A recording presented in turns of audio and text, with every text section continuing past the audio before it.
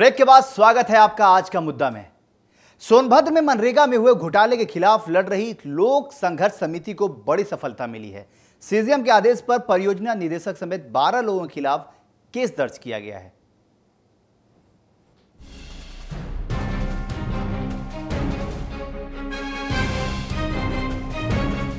केंद्रीय मंत्री जयराम रमेश कहते हैं कि मनरेगा में सबसे ज्यादा धांधली उत्तर प्रदेश में हुई है। आए दिन घोटालों की खुलती पत्तों के लिहाज से उत्तर प्रदेश में सबसे ज्यादा धांधली सोनभद्र में हुई मालूम पड़ती है। लेकिन अब यहां गिरोह बनाकर मनरेगा में लूट मचाने वालों से एक एक कर हिसाब लिया जाएगा। लोक संघर्ष समिति की ओर से दाखिल याचिका पर सीजेएम ने सुनवाई करते हुए आरोपियों के खिलाफ केस दर्ज करने के आदेश दिए हैं।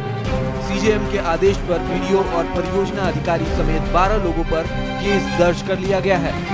लोक संघर्ष समिति के अध्यक्ष डॉक्टर अमरनाथ पांडे की तरफ से एक प्रार्थना पत्र सीजीएम कोर्ट में 156(3) सीआरपीसी में प्रस्तुत किया गया था, जिसमें दिनांक 13/8/2012 को माननीय सीजीएम कोर्ट ने अभियुक्तगण परियोजना निदेशक हाकिम सिंह, पूर्व में बीडीओ गोरावल रहे राजेश यादव और 10 अन्य एडीओज के खिलाफ एफआईआर करने का आदेश थानाध्यक्ष गोरावल को दिया है। अमरदेव पांडे ने कोर्ट में एप्लीकेशन दिया था, जिसके कोर्ट के आदेश पे 156(3) के तहत थाना घोरावल में एक मुकदमा पंजीकृत किया गया है, जो 12 लोगों के खिलाफ आरोप है, जिसमें मुकदमा पंजीकृत करके उसकी विवेचना की जा रही है। कई सालों से भ्रष्टाचारियों के खिलाफ लड़ रहे लोक संघर्ष समिति के संस्थापक डॉक्टर अमरनाथ पांडे ने मनरेगा के लुटेरों के खिलाफ स्थानीय प्रशासन से लेकर लखनऊ तक चिट्ठियां लिखी।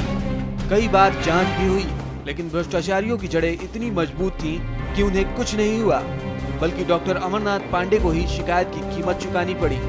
भ्रष्टाचार के खिलाफ लड़ते लड़ते गोलियां खा चुके डॉक्टर पांडे अब इसे अंतिम मुकाम तक पहुंचाना चाहते हैं। यह हमारे लड़ाई का अंत नहीं है, यह तो लड़ाई का प्रारंभ है। वास्तव में यह संगठित गिरोह बनाकर एक आपराधिक षड्यंत्र करके यहां मनरेगा घोटाला किया गया था, और जिलाधिकारी जिला कार्यक्रम समन्वयक होता है, बिना उसकी इच्छा के इतना बड़ा घोटाला हो ही नहीं सकता। हम न्यायालय से चाराजोई कर रहे हैं। निकट भविष्य में हमारी और भी योजनाएं हैं, और हम यह चाहेंगे, हमारी समिति यह चाहेगी कि यह लड़ाई अंजाम तक पहुंचे और सारे घोटालेबाज कानून के गिरफ्त में आए। कोर्ट के इस आदेश के बाद डॉक्टर अमरनाथ पांडे के हौसले और बुलंद हो गए हैं। अब देखना है कि गरीबों के हक के ये लुटेरे कब तक सलाखों के पीछे पहुंचते हैं। Govind Mishra, UP news, Sonbhadra. बिल्कुल, मनरेगा का घोटाला। हेमंत जी, आपसे एक सवाल होगा कि क्या लगता है आपको? केंद्रीय मंत्री ये कहते हैं कि सबसे बड़ा घोटाला अगर कहीं हुआ है मनरेगा में तो उत्तर प्रदेश में हुआ है, और उत्तर प्रदेश की ये सरकार, समाजवादी पार्टी की सरकार को भी 6 महीने बीत चुके हैं। ऐसे आरोप का वो क्या जवाब देगी? मैं अभी आपके इस सवाल का जवाब बाद में देता हूं। मैं तो ये जानना चाहूंगा कि पांडे जी ने बड़ा नेक काम किया है, जो काम कांग्रेस के बड़े बड़े मंत्री नहीं कर पाए, जिनको करना चाहिए था। जो मनरेगा के नाम पर इस पूरे देश पर बड़ा एहसान लादने का काम करते हैं। मनरेगा का अरबों रुपया लूटा गया, कांग्रेस के मंत्रियों ने क्या किया? ये तो सवाल उनसे होना चाहिए, नंबर 1। नंबर 2, जो जिलाधिकारी होता है वो मनरेगा का जिला समन्वयक यानी डिस्ट्रिक्ट कोऑर्डिनेटर होता है। जरा पता करिए कि मायावती के शासनकाल में कौन लोग थे जिलाधिकारी। जिस दौरान करोड़ों अरबों के घपले हुए हैं, एक एक ग्राम पंचायत अधिकारी करोड़पति है वहां का। बिल्कुल। जिस दौरान इतने बड़े घपले हुए हैं, उस दौरान डीएम कौन था? उस दौरान सर्वाधिक समय तक जो डिस्ट्रिक्ट मजिस्ट्रेट थे श्री पंधारी यादव, वो आजकल मुख्यमंत्री अखिलेश यादव के विशेष सचिव हैं सरकार बनने के बाद से। बिल्कुल सही। मैं किसी पर इल्जाम नहीं लगा रहा हूं, किसी डीएम को आरोपित नहीं कर रहा हूं, लेकिन सवाल यह है, जब सबको पता है, अखिलेश यादव सरकार को पता है, दिल्ली की सरकार को पता है कि अरबों रुपए लूट लिए गए, जिनको मिलना था उनको नहीं मिले, फर्जी दस्तखत करके, अंगूठे लगा करके, लोगों के नाम लिख करके करोड़ों अरबों रुपए निकाल लिए गए, तो इसकी जांच आखिर कराने में इन लोगों को दिलचस्पी क्यों नहीं होती है? इसका मतलब कहीं न कहीं से जो अधिकारीगण वहां तैनात थे, जो इस लूट में शामिल जिनको संदिग्ध समझा जाना चाहिए उनका कहीं न कहीं से प्रभाव, इसलिए प्रभावी जांच नहीं हो रही है।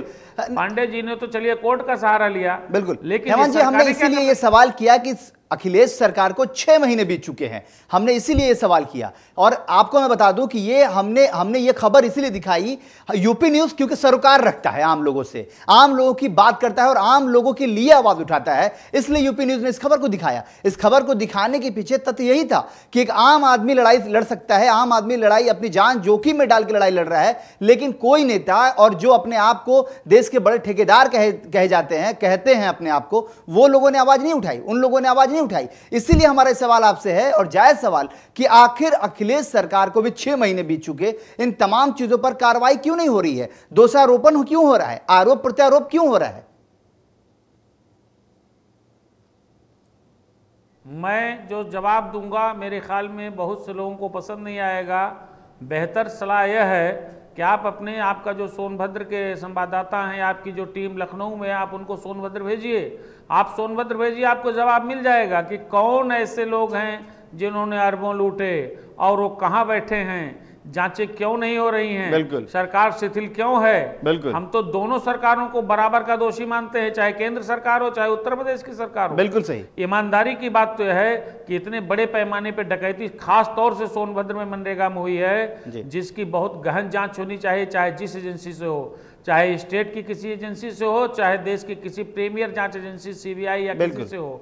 आप देखिएगा बहुत बड़े बड़े अधिकारी इसमें नंगे होंगे लूट में जो शामिल रहे हैं। अगर दिल्ली में भ्रष्टाचार के इतने बड़े मामले चल रहे हैं और उनको लगता है कि लखनऊ में 5 साल भ्रष्टाचार हुआ, तो मनमोहन सिंह की सरकार क्या कर रही है, जयराम रमेश क्या कर रहे हैं, उन्होंने कौन सी जांच बैठाई, क्या क्या पैमाना है जांच का, उनको भी जवाब देना चाहिए। और अखिलेश यादव को भी मेरे ख्याल में गंभीरता सोचना चाहिए, इसकी विशद और बहुत गंभीर जांच करानी चाहिए। तो माना जाए, बिल्कुल हेमंत जी का इशारा अगर साफ है कि हमाम में सभी नंगे हैं, सभी लोग इसके लिए दोषी हैं और तमाम चीजें साफ होनी चाहिए, क्योंकि इसमें सिर्फ आरोप प्रत्यारोप नहीं बल्कि तमाम चीजें साफ साफ होनी चाहिए। जो दोषी हैं उनको सजा मिलनी चाहिए। आज का मुद्दा में अभी आप बने रहिए हेमंत जी, हम फिर आगे हम आपको दिखाएंगे, ब्रेक के बाद आपको दिखाएंगे, अभी वक्त हो गया एक छोटे से ब्रेक का, ब्रेक के बाद दिखाएंगे आधुनिकता के युग में पलिया अंधविश्वास में।